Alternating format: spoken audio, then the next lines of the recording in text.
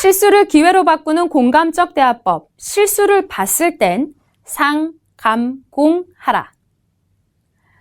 상사의 입장에서 실수를 한 부하 직원을 봤을 때 많은 상사들은 한숨부터 쉬고 제대로 하라며 한마디 크게 하고 싶은데 그러지 못해서 꾹 참다가 냉랭한 사무실 분위기로 만들기도 합니다. 한 번 했던 실수를 또 했을 땐 상사의 답답함은 더해갑니다. 한 번 만나서 제대로 얘기하고 싶은데 그런 부하 직원이 싫어할까봐 말은 못하겠고, 지나가는 좋은 말로 신경 써서 잘해요 라고 하자니 변화가 없을 것 같아 걱정인 거죠.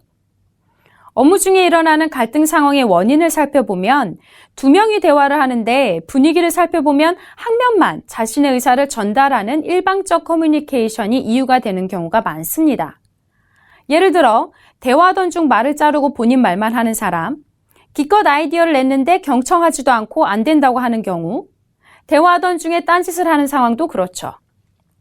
이렇게 상대방이 고쳤으면 하는 면을 말해야 할 땐 더욱 상대방의 마음을 공감해 주어 쌍방향적 커뮤니케이션이 이루어질 수 있도록 노력해야 합니다.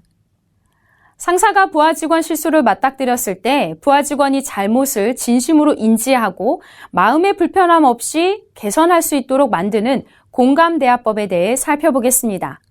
첫째, 부하 직원에게 현재 상황을 직접 요약해서 말해줍니다.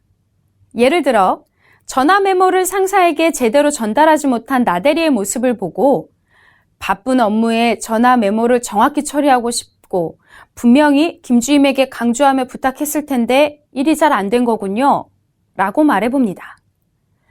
일이 잘못되어 다짜고짜 화를 내거나 분위기를 악화시키기보단 이렇게 사건의 주인공의 현재 상황을 직접 요약하여 읽어주면 상사의 입장에선 상황을 더욱 객관적으로 바라볼 수 있고 부하 직원의 입장에선 상사가 자신의 상황에서 생각해 주려 노력하고 있다는 게 느껴질 것입니다.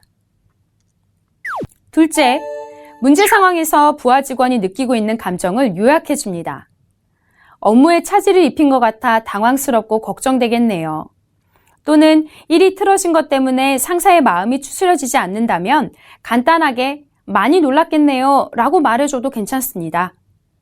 부하 직원에게 무언가 꾸지람을 함으로써 이루고자 하는 목적은 더 이상 이런 실수가 재발하지 않도록 하는 것이기 때문에 감정적으로 표출하기보단 이 상황에서 이러지도 저러지도 못하는 주인공의 감정을 말해줌으로써 공감대를 형성하고 열린 대화가 이루어질 수 있도록 분위기를 조성하는 겁니다.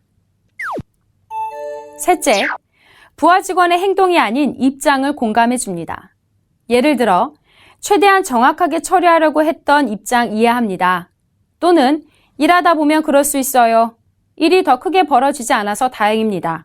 라는 상대방의 입장에서 공감의 표현을 해주는 것입니다.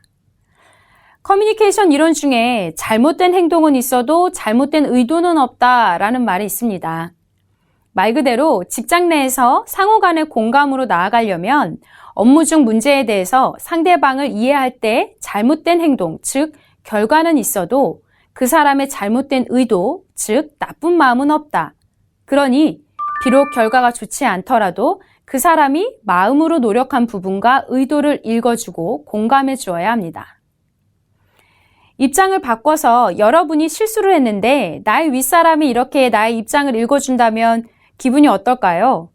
다른 것 다 떠나서 내 생각과 감정과 노력을 모두 공감해주는 상사에게 굳은 신뢰, 유대감이 형성되어서 더욱 신경 써서 일하게 되지 않을까요?